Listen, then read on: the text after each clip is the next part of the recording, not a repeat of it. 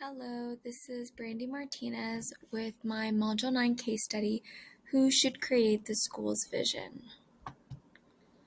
Okay, so starting off with the first part here where we're going to summarize the facts, or summarize the case and establish the facts. So what has happened so far?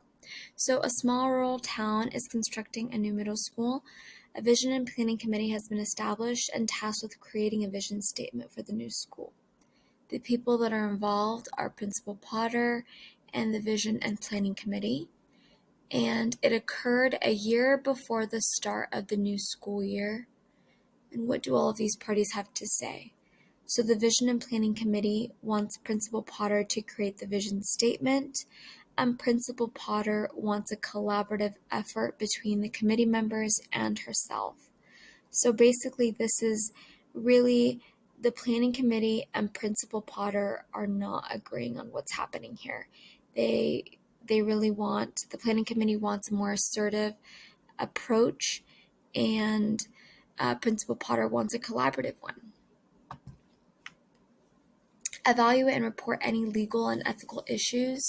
So I didn't find any legal issues. I didn't see anything that was a problem legally, but ethically, I did see that the committee chair, Helen Burke, has a brother on the Board of Education. She could be influenced by the viewpoints of her brother, who is also a farmer, and what the Board of Education wants to see happening in the new middle school. So it could be their ideas, their thoughts being passed down to Helen Burke, and then in some way she could be biased. So synthesize exactly what has happened. So my statement here is that Principal Potter and the Vision and Planning Committee disagree on how the drafting and creation of the vision statement for the middle school should be created, because truthfully, that is the big issue here. So evaluating and the missing facts and placing the data into these categories. So people, places, and program. So some of the things that we don't really know are possible student input. Is there a way for us to get any of that? Could the alumni talk about their vision? Is there any student input in this at all? And then we also haven't heard about what other leadership groups want. So possible building leadership team, district leadership team. Why was the vision and committee, why was that a committee instead of just leaving it to the building leadership team? So places, we don't know the area that the school is being built. Is it on farmland? Is it on open area? Like, where is this being built?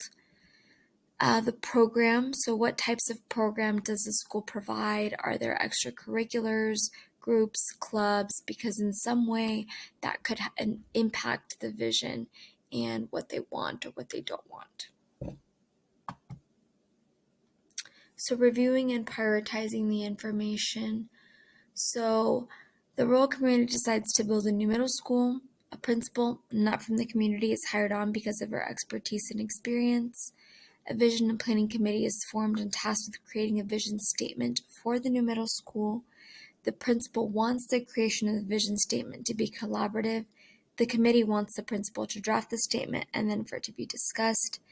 And then the committee votes that the principal drafting a vision statement is the best route to take to create the vision statement for the new school. So really, they are leaving Principal Potter in a really not fun situation because her needs were not heard. And even though they established at the beginning that everyone should agree, she's the person who's kind of in charge of this and she doesn't agree. So it's kind of majority ruling over her. So not a good situation to be in. So this is my action plan and steps that I kind of thought that would help in this situation. So the first, consulting with a principal mentor and possibly someone on the advisory committee who I feel I can trust to help me with the discouragement, because this is a big thing. Like, majority of the people on this committee don't want to do what I want, and I kind of need for someone in the advisory committee to kind of help me out. Being able to talk to a principal, another mentor would be wonderful so that I can gain some knowledge about what they think I should do as well. So the second thing I'd do would be talk to the advisory committee about the importance and need for collaboration and create a collaboration protocol and establish norms together.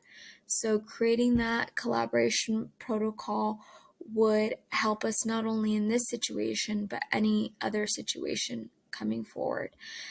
Creating these norms together would make sure that everyone is abiding and has the same expectation and understands what this collaboration time is going to entail. Using the collaboration protocol, I would split the committee into groups with a parent and teacher and have them write down one sentence they would see embodying the values they want to uphold. We would discuss these values with the committee and then separate them into teams. So if a lot of people talked about integrity, or if they talked about the importance of having our students in our school be digital citizens, those would be the different themes that we would have. Next, I would create a Google form stating the themes that were created by the committee and survey students, parents, and community stakeholders. I'd have them choose 3 themes they feel are the most important for the new middle school. I would then gather the data and draft a vision statement to present to the Vision and Planning Committee. So because they wanted me to create a vision statement from the beginning, I think this would be where I'm compromising, because I am gathering all the data that we've gotten from the committee and from various stakeholders, and now I'm creating that vision statement because they want me to be that assertive leader, so I'm going to do that. But then 6, I'm going to have the vision committee decide on a final vision statement they're prepared to share with the building leadership team at the school. So once the building leadership team has agreed, I'm going to share that vision statement on the school's Facebook page to showcase the collaborative efforts from the whole community. So I feel like it's the building up to being collaborative, and then me being assertive, creating that vision statement, but then everyone coming once again together to collaborate and kind of dissect and come up with the final one that we are all prepared to share. So I feel like in this way, it is compromise. So evaluating my plan, the pros to it, once again, I feel like there's a compromise of the assertive leadership that the committee wants and the collaborative leadership I want. The cons, the committee could just flat out refuse to compromise by not engaging in the collaborative protocol in any way, which would be very sad because that would leave me to create the vision statement on my own. And then once again, my needs as the leader and my expectations would not be heard. So some further considerations. I think it's incredibly important for the committee to understand the importance of collaboration. So extremely important for them to understand that it's important to collaborate. My expertise and their input are the reason we're in the positions we're in, so we need to work together. And I feel like those are 2 things that I really need to talk about with them. In the first meeting where Principal Potter is talking to them and they just kind of all decide to, I don't want to say gang up, but it just seems like they all had that in mind already. It just seems like that's not the best way for this to go. So it's important for them to understand that they are leaders and that we need to collaborate. So how will I know if I've succeeded? So with all of my 6 steps, I kind of have some markers for success here. So if I've collaborated with the mentor and talked through how to compromise and have hard conversations, that'd be the first thing. 2, I've established a collaboration protocol with norms with my committees. 3, themes were created by the committee. 4, data was collected from all the stakeholders. 5, I drafted a vision statement to present to the committee. And 6, the committee reviewed my statement and created one we all could agree upon that was shared to the building leadership team. and then also to Facebook. So I feel like that's how I'm going to know that I have succeeded in what I wanted to do. So, implementation and reflection. I feel like this case study allowed me to think about the collaborative approach I would take in creating a vision and mission statement. So I absolutely was able to think about all the different ways that I could collaborate with a committee that maybe was reluctant to collaborate. Relevancy. So this case study is relevant to my learning as it had me problem solve how I would react to disagreements and how to compromise in a situation that is complex. So there's a lot of different people involved in this. I'm a new person coming into a community, and I need to know how to kind of think through compromising in that type of situation. So my personal reflection here is that this assignment has put me one step ahead in the drafting of an action plan if this is ever a scenario that comes up in my own building, which is great. I also feel like I've learned just how important it is to compromise. I may be new to a district at some point in time, and although it will be difficult to be assertive in what I think, I know it will be best.